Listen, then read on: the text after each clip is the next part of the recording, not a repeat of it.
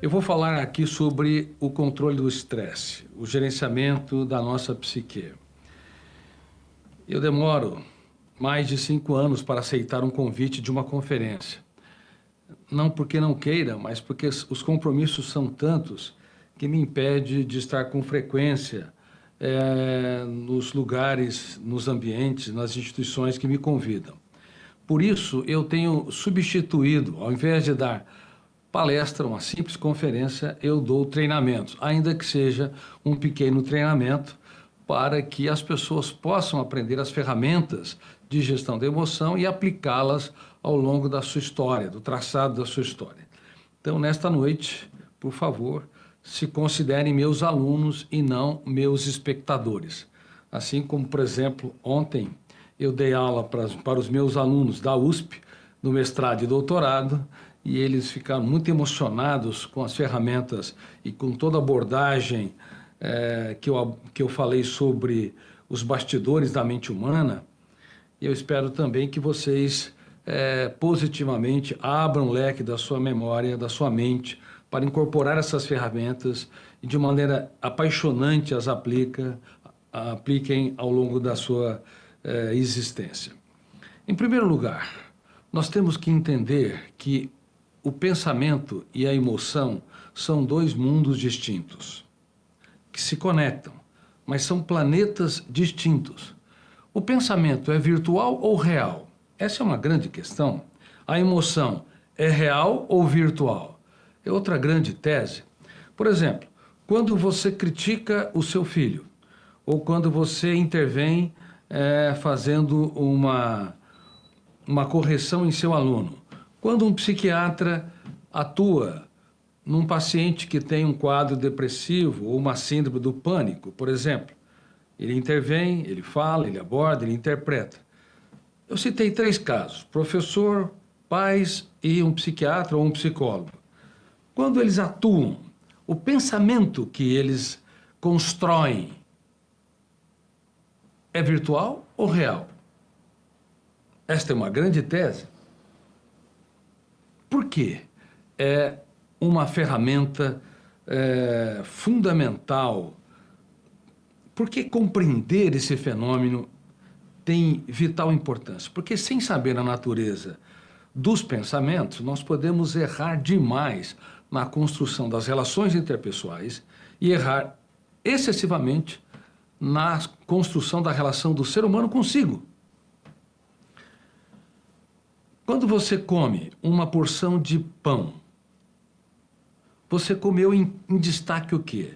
Carboidrato ou proteína? Praticamente quase todos sabem que ingeriram carboidratos. Quando você come arroz, você está ingerindo carboidratos. Quando você se alimenta de frango, você está ingerindo, entre outras coisas, mas em destaque, proteínas. Agora, é incrível. Nós sabemos discorrer sobre os alimentos que nutrem o corpo, mas não sabemos discorrer sobre os alimentos que nutrem a nossa mente. O pensamento é real ou virtual? Quando você aconselha um filho, é real ou virtual? Você está nutrindo com o quê? Com um alimento substancial, ou o que você fala não incorpora a realidade do objeto pensado? Quando você eleva o tom de voz, quando vai abordar alguém que falhou, você considera o pensamento virtual ou real? Quando você repete várias vezes a mesma correção para alguém que continuamente falhou. Bom, na prática, no mundo todo, as pessoas encaram o pensamento como se fosse real. E isto não é um fato. O pensamento consciente é sempre virtual. Você entende o seu filho não a partir da realidade do seu próprio filho. Você entende o seu filho virtualmente, a partir de você mesmo. E se você não esvaziar o seu ego, os seus preconceitos, a sua necessidade ansiosa de querer mudá-lo ou mudá-la, você vai distorcer a interpretação e vai cometer injustiças sérias na construção de pensamentos. Do mesmo modo, se um psiquiatra ou um psicólogo não aprender a se esvaziar de si para entender o paciente na dimensão da sua dor, dos seus conflitos, ele vai distorcer, enviesar a interpretação. Ele estará falando dele e não do próprio paciente. Professores que sentenciam seus alunos: você só me decepciona, ou você não vai virar nada na vida com esse comportamento. O pensamento é real ou virtual? É sempre virtual. Só que quando você carrega nas tintas, quando você sentencia, o teu tom de voz, embora o pensamento seja virtual, tem um impacto no território da emoção. Aí a emoção, sim, ela é real. A emoção é substancial. A emocionalidade é concreta. Quando você está triste, não importa o nome ou a caracterização que você dá para a sua tristeza, se angústia, se insatisfação, se humor depressivo, não importa como você caracteriza, o fato é que você está substancialmente insatisfeito, angustiado, triste, depressivo. Caracterização é uma coisa, a experiência emocional é outra coisa. Se você se sente solitário, não importa como você descreve, se isolamento social, se falta de correspondência dos outros não correspondem às suas expectativas, o fato é que você se sente só no teatro social, embora possa ter várias pessoas ao seu redor. Elas não conseguem, de alguma forma, impactar o território da sua emoção para confortá-lo, para animá-lo, para alegrá-lo. Então vamos lá. O mundo da emoção é substancial, é concreto. O mundo dos pensamentos é virtual. E eu quero dar alguns exemplos para confirmar que o pensamento é virtual. Quando você pensa no futuro, o futuro é real ou uma possibilidade? Claro, o futuro é uma possibilidade, mas na esfera da virtualidade, você constrói um conjunto de pensamentos que antecipa o futuro. É irreal, mas você antecipa. Só que a emoção, ela entra em cena, embora o pensamento sobre o futuro não devesse te perturbar, a emoção entra em cena e usa a credibilidade que ela tem, fazendo com que o pensamento que é virtual se materialize no emocional. Por isso que um ser humano jamais deveria dar um cartão de crédito ilimitado para a sua emoção. Quando você rumina ou reconstrói o passado já foi, as pessoas te magoaram, te feriram, decepcionaram ou traíram, elas foram arquivadas no córtex cerebral com um arranjo eletrônico ou atômico.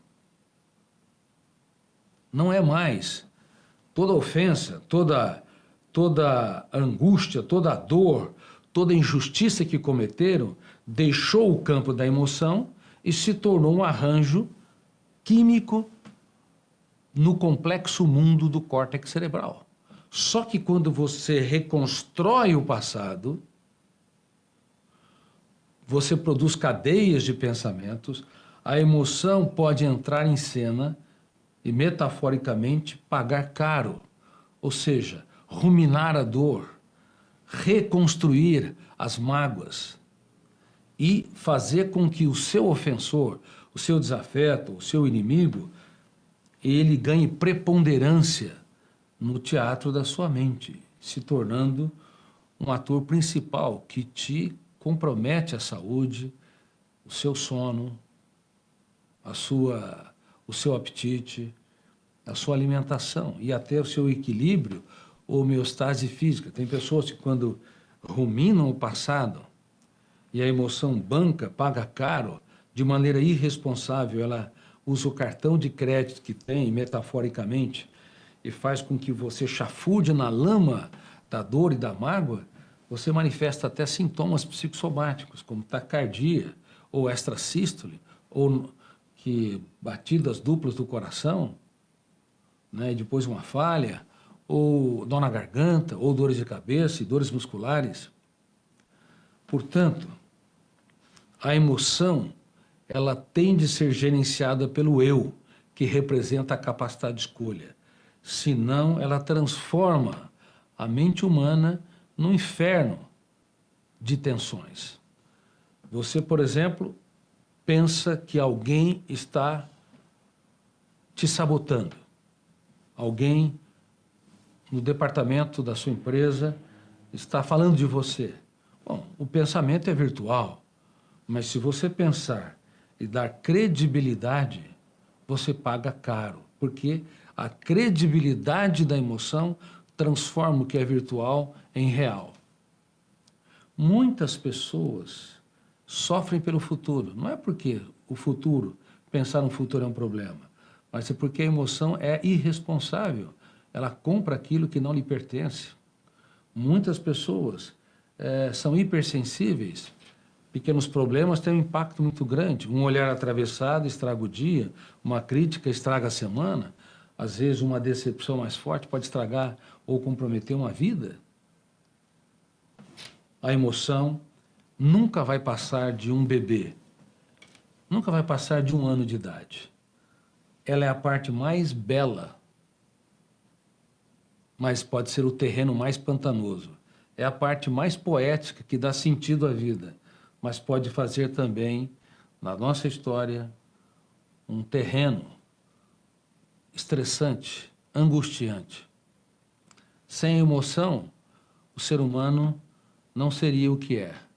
Não amaria, não se alegraria, não se motivaria, não teria curiosidades, não exploraria, não sonharia. Mas com a emoção, ele tem pesadelos também, ele se autopune, se autocobra, ele cobra demais dos outros. Com a emoção, ele se autossabota, achando que não tem capacidade, que não tem competência, que as pessoas não gostam dele. Então, se vocês compreenderem esses 2 planetas, você nunca mais será o mesmo.